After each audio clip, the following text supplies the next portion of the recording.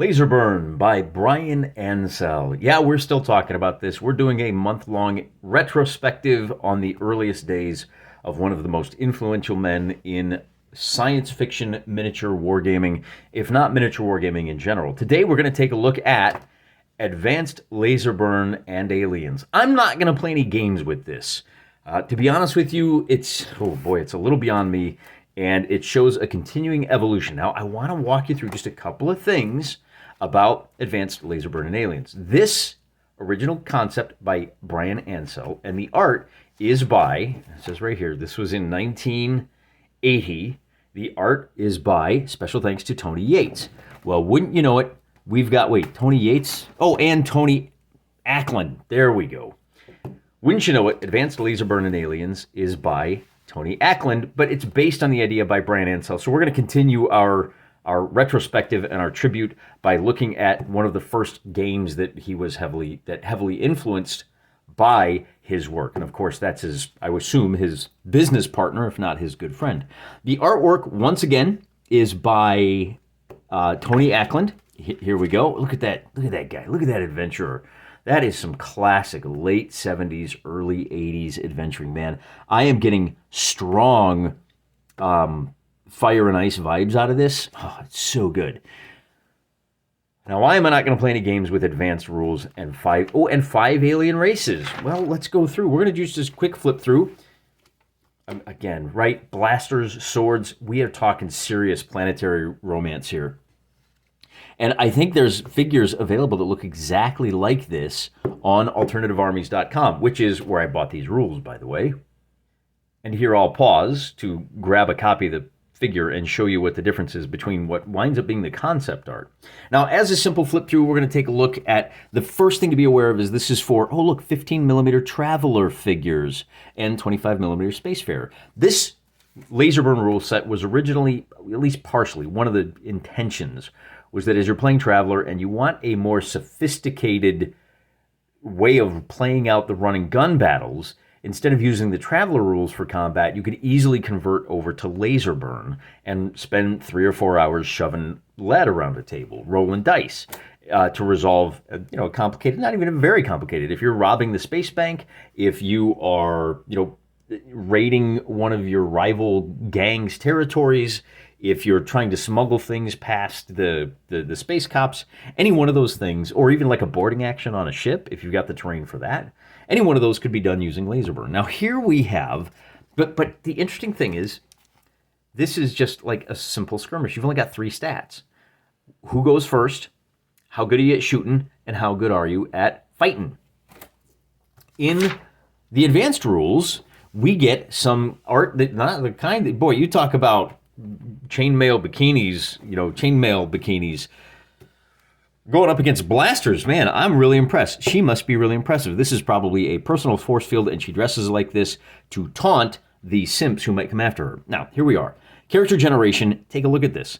Now we've got these character, what does this stand for? Character capability factors, which we know as stats. And they're listed as A, B, C, D, E, F, and G. Man, very, very proto role-playing games here, which honestly, this is published in 1983. I'm not sure that there's really an excuse for that at this point. Where's the date on this thing? January 1983. So we're well into AD&D times. Man, just use int for intelligence. TUI for tuition. Use dex for dexterity. We've been doing this for 10 years already. At any rate, dexterity, agility, and the difference is agility is like body and dexterity is manual dexterity. Vision, endurance, regeneration rate, the speed at which an organism repairs itself. And we use the term organism because we will be talking about aliens here pretty quick. And these are all, they're ratings, they're different ratings, right? Sometimes they're rated from, for most of these, it's simply roll a d6. But when we come down here to strength, if it's, look at this. This is how you know it's an old school game. If you are talking about a male character, you roll a d6, and the result will be 2, 3, 4, 4, 5, 6. But a female, look, the strongest female is as strong as an average male. which, if you look at the way the bell curves work in the real world, it's very realistic. But these days would invite a howling mob to just burn you at the stake, but not before pillaring you after you apologize for being so crude and insensitive. But back in 1983, Tony was like, whatever, bro. Mass is how big you are, and power is you kind of calculate it. So we're getting into some substats that have to be calculated. And as you can see, now we've moved from a simple tabletop miniature war game to a full-blown role-playing game. This is not a role-playing game channel.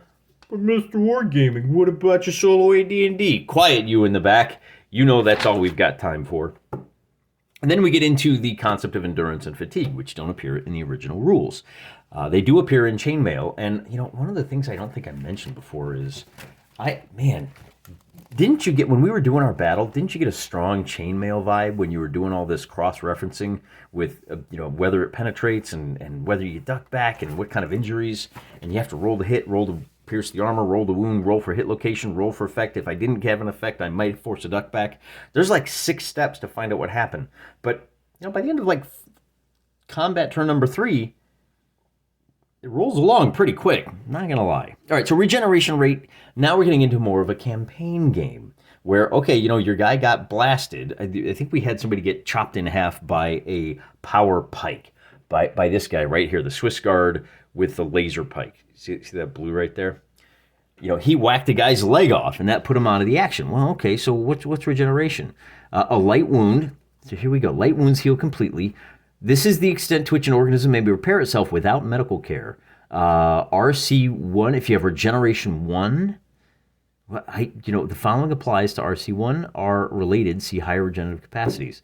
This gives the number of turns required, and I assume that's campaign turns, right? It's not going to be tabletop turns.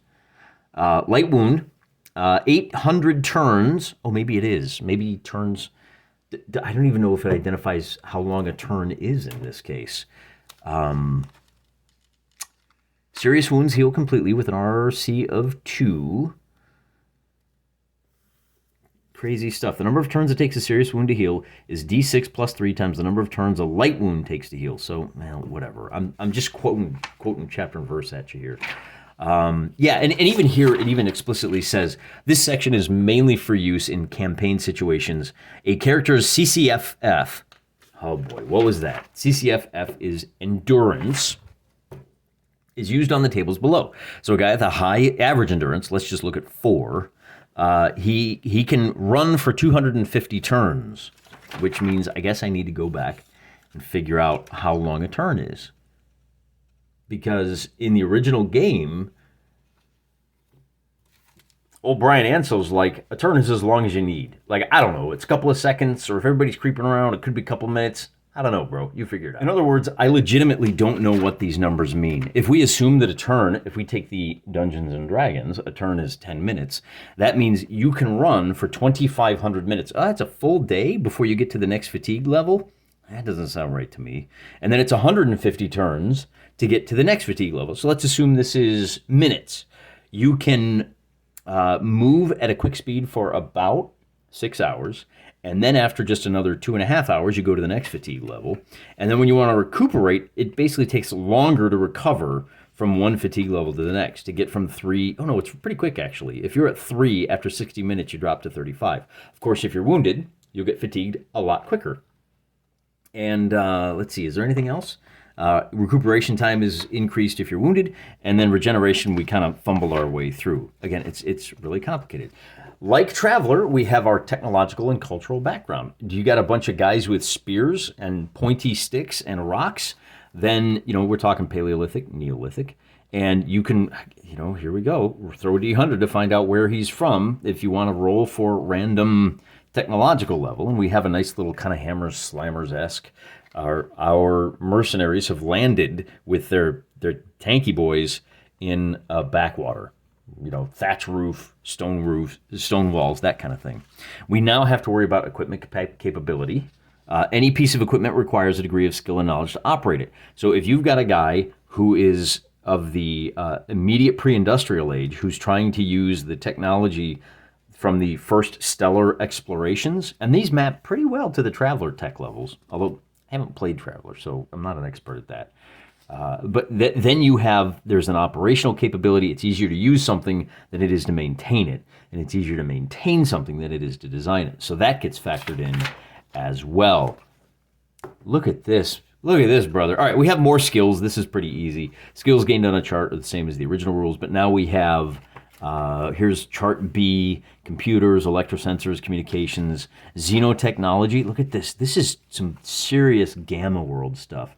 The XDF between any two races is measured in the following way. Count the number of points they are away from each other on the same radial arm. What? The number of points. So see, we got 1 through 11, and those should map. Oh, yeah, okay. So here's our tech level is from 1 to 20. That's this third column here. And that's going from inner to outer, getting more complicated.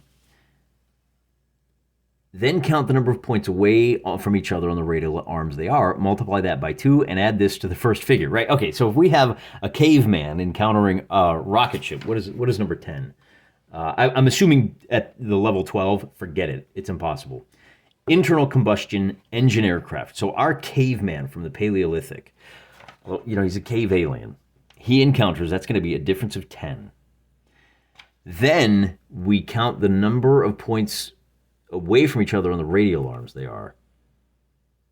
What?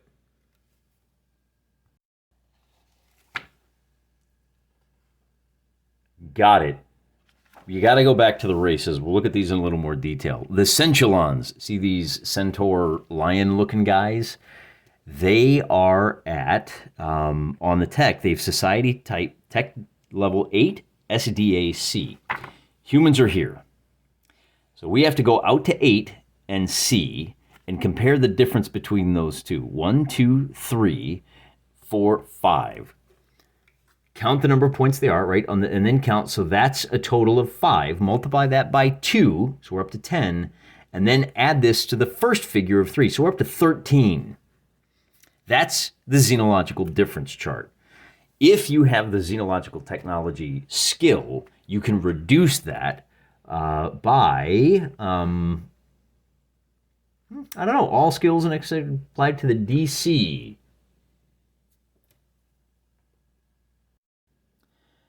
Which means the difficulty class. In other words, if I have 3 levels in xenotechnology for weaponry, if I have 3 levels, that 13 drops down to a difference of 10, which factors into the difficulty of actually using those things. Remember our initiative, weapon, and combat skills?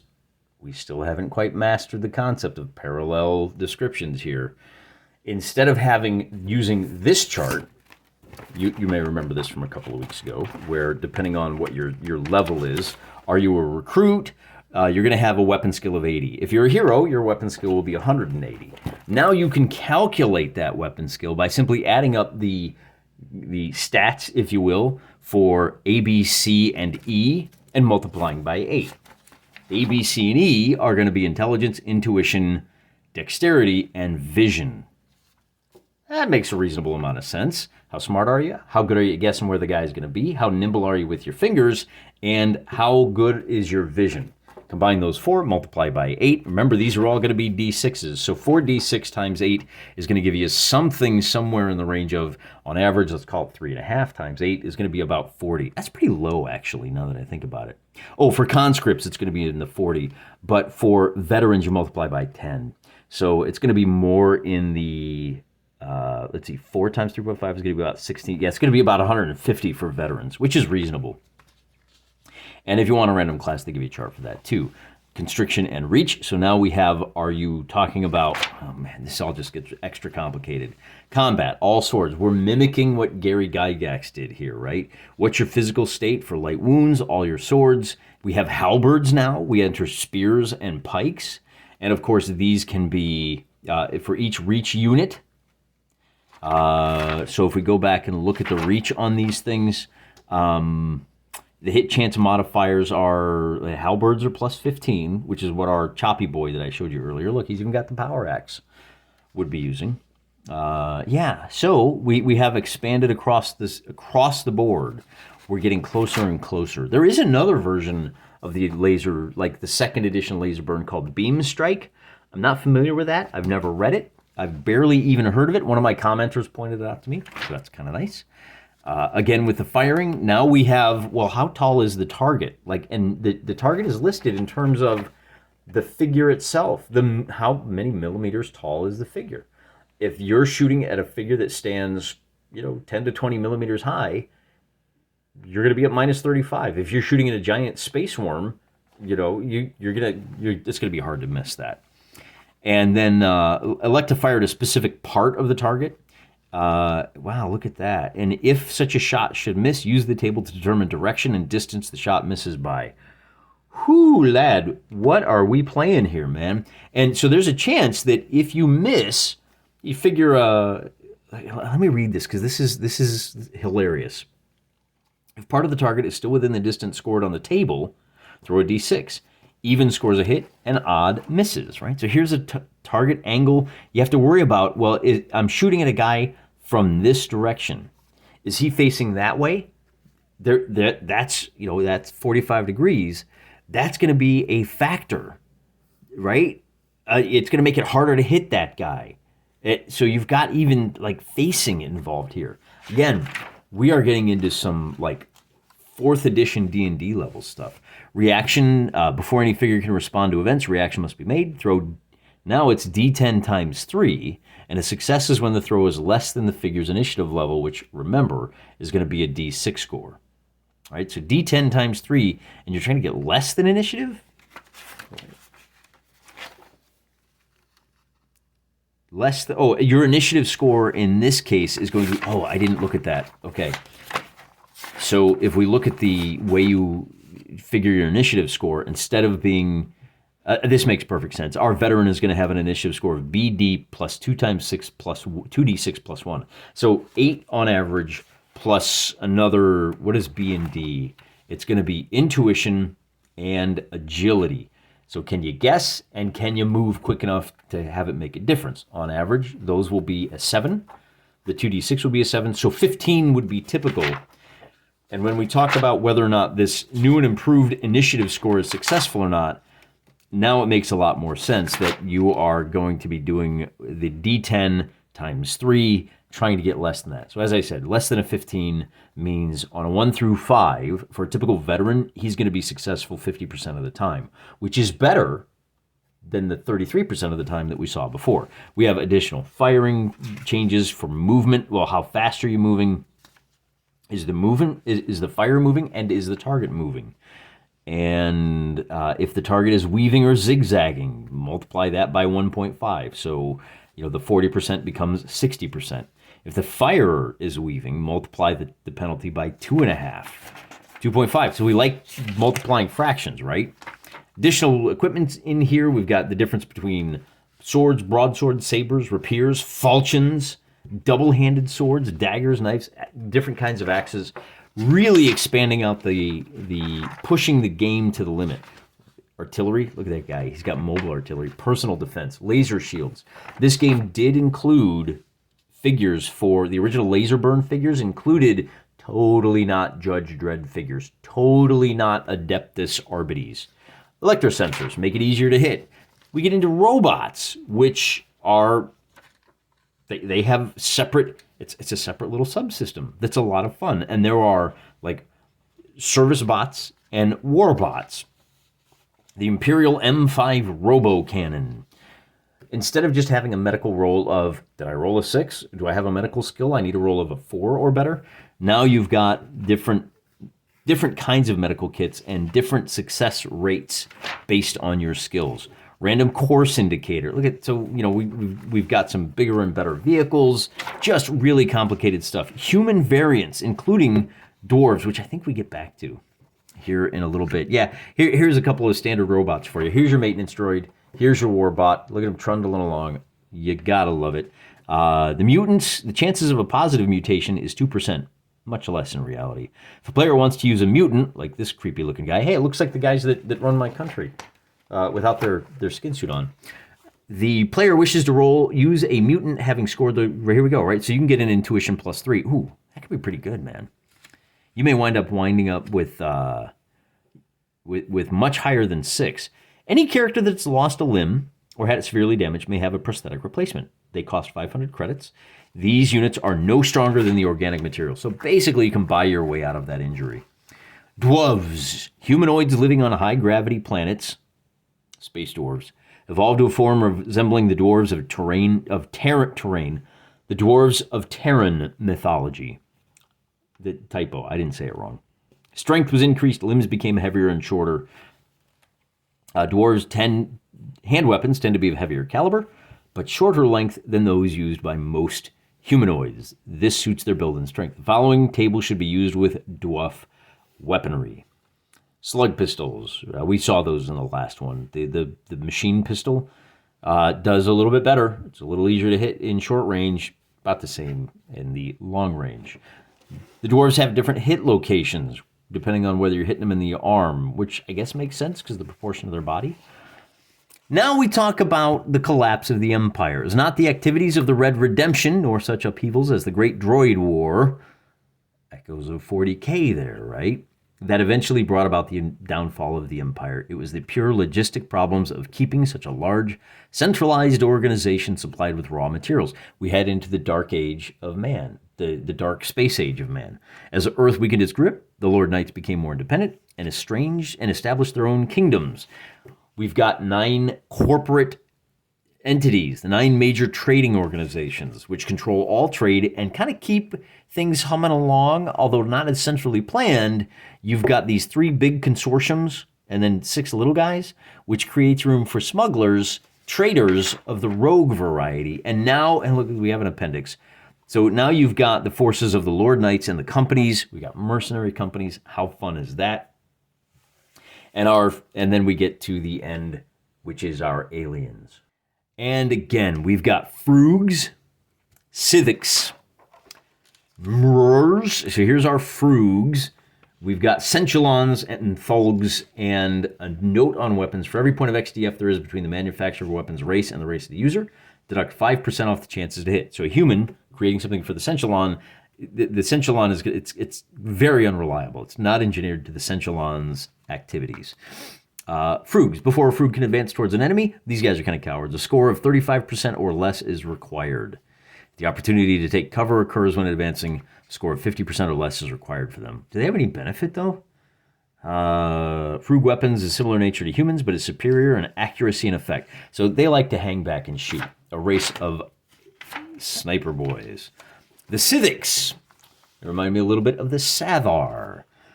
Each Sithic not in view of a unit commander must score 65% or less, not to advance. They have battle dress in mesh armor. Okay.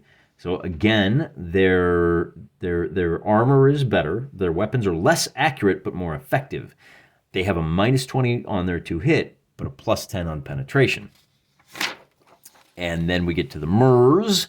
The Maurs. The Mars react in a way to humans in combat. The one thing they will not do is fight their own kind. In-group loyalty. How about that? The 2 groups with Mars mercenaries in conflict, the Mars will engage any non-Mars members of the opposition. So interesting psychological effects. Different hit tables, and we have to worry about this, right? We've got different characteristics, CCFs. We've got different hit locations based on what these guys look like, different effects. And I'm not going to compare the two at all. It really doesn't make sense. We've got these Thulgs. They're big, thuggish guys. And if I recall correctly, these guys with a tech level of 4 and an SDA of D, they're kind of in that upper right-hand corner of that weird rose chart that we looked at before. And the main things is their dedication to completing a task. When they agree to do a job, they will follow it through with an amazing degree of single-mindedness. These huge creatures carry a variety of cut-down heavy weapons for their own use. One is a heavy gyro gun modified as a pistol. They will have the original effects, but have the ranges cut down to what they have been modified into. Okay, so a bolt rifle will have the range penalties as a bolt pistol. Grenades have triple the burst circles of those used by humans. That's pretty good. They don't require additional protection. A Thulg's hands always count as armored fists when striking.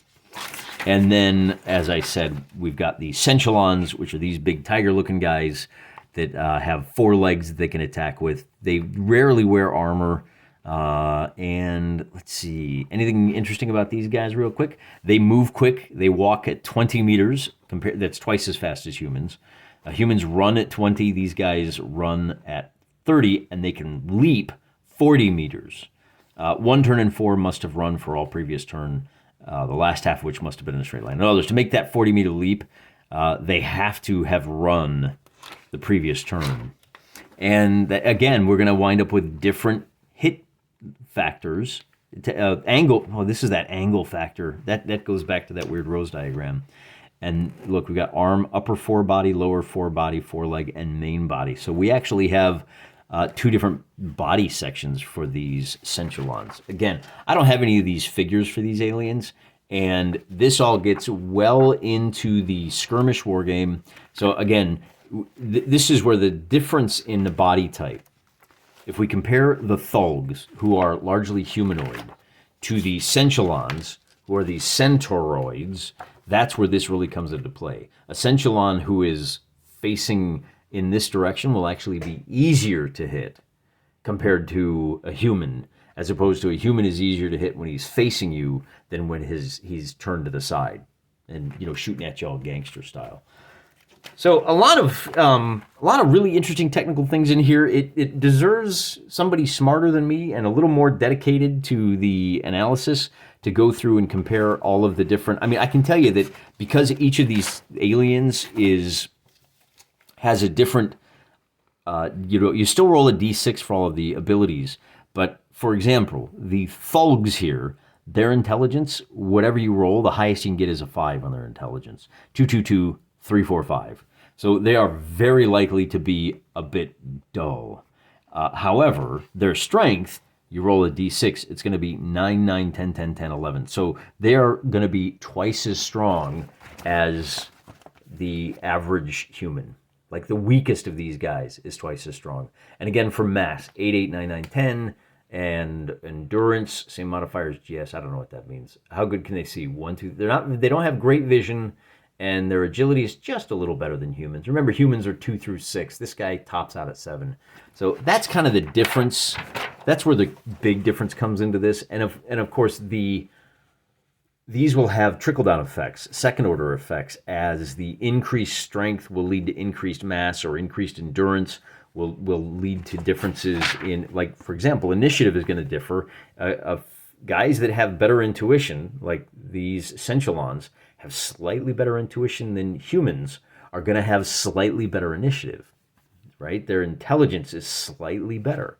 These guys are just slightly, wow, these guys are better all over. Their vision is way better. Like, yeah. So Centulons, probably really expensive to recruit.